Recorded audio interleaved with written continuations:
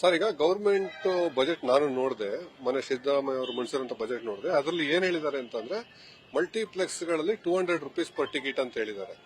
ನಮಗೆ ನಾನು ಇನ್ನೂ ಕಾಪಿ ನೋಡಿಲ್ಲ. ಕಾಪಿಲಿ ವಿ ಡೋಂಟ್ ನೋ ಅಂದ್ರೆ 200 rupees is including GST or excluding GST. Problem ಏನಂತ ಅಂದ್ರೆ 200 rupees is for a special theatre ಅಂತೆ. ಸ್ಪೆಷಲ್ ಥಿಯೇಟರ್ ಅಂದ್ರೆ ಐಮ್ಯಾಕ್ ಅಥವಾ ಇನ್ಸಿಗ್ನಿಯಾ ಅಥವಾ ನಾವು ಇದನ್ನ ಮಾಡ್ತೀವಲ್ಲ, ಯಾವುದು ಡೈರೆಕ್ಟರ್ ಕಟ್ಟು ಅಥವಾ ವಾವ್ ಸಿನಿಮಾಸ್, ಈ ತರ ಸ್ಪೆಷಲ್ ಥಿಯೇಟರ್ಗಳಿಗೂ ಕೂಡ 200 ರೂಪೀಸ್ ಆ ಟಿಕೆಟ್ಸ್ ಅಂತ. ಈಗ ಏನಾಗುತ್ತೆ, ಸ್ಪೆಷಲ್ ಥಿಯೇಟರ್ಗಳಲ್ಲಿ ಸೀಟ್ ಕಡಿಮೆ ಇರುತ್ತೆ. ಈಗ ಡೈರೆಕ್ಟರ್ ಕಟ್ ಆ ತರದಲ್ಲೆಲ್ಲ 30 ಸೀಟ್ ಇರುತ್ತೆ. ಇನ್ಸಿಗ್ನಿಯಾದಲ್ಲೆಲ್ಲ 300 ಸೀಟ್ ಆ ಕಡೆ 150, 120, 130 ಸೀಟ್ ಹಾಕಿರ್ತಾರೆ. ಅದಕ್ಕೂ 200 ರೂಪೀಸ್ ಟಿಕೆಟ್ಸ್ ಅಂತ. ಈಗ ತಮಿಳುನಾಡಲ್ಲೆಲ್ಲ ಏನಿದೆ ಅಂತಂದ್ರೆ ರೇಟ್ ಕಡಿಮೆ ಇದೆ, ಬಟ್ ಸ್ಪೆಷಲ್ ಥಿಯೇಟರ್ಗಳಿಗೆ ಸ್ಪೆಷಲ್ ರೇಟ್ಸ್ ಇದೆ.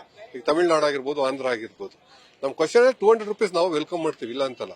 ಆದ್ರೆ ಸ್ಪೆಷಲ್ ಥಿಯೇಟರ್ಗಳಿಗೆ ಏನು ಇದು 200 ರೂಪಾಯಿ ಇನ್ಕ್ಲೂಡಿಂಗ್ GST ನ ಎಕ್ಸ್ಕ್ಲೂಡಿಂಗ್ GST ನ ಇದು ಕ್ಲಾರಿಟಿ ಇಲ್ಲ. ಒಂದ್ಸಲ ನಮ್ಗೆ ಜಿಯೋ ಸಿಕ್ಕದ್ಮೇಲೆ, ಗವರ್ಮೆಂಟ್ ಆರ್ಡರ್ ಸಿಕ್ಕದ್ಮೇಲೆ ಅದು ನೋಡಿ ರಿಯಾಕ್ಟ್ ಮಾಡ್ತೀವಿ ಸರ್. ಈಗ ಸದ್ಯಕ್ಕೆ ಎಲ್ಲಾ ಥಿಯೇಟರ್ ಹೊಂದಿದಾರ, ಮತ್ತೆ ಈಗ ಇದು ಯಾವ ರೀತಿ ಎಫೆಕ್ಟ್ ಆಗಿದೆ?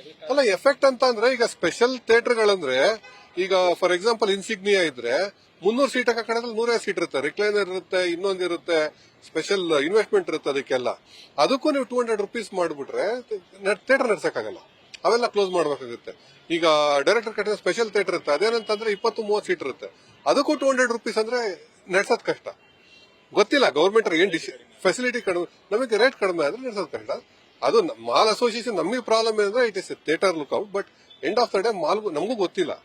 ಆ ತರ ಆದ್ರೆ ಮುಚ್ಕೊಂಡು ಹೋಗ್ತಾರೆ ಥಿಯೇಟರ್. ಈಗ ನಮ್ಮ ಮುಚ್ಚಿದ್ರೆ ಲಾಸ್ ನಮ್ಗೆ ತಾನೆ, ಆ ತರ ಇದೆ.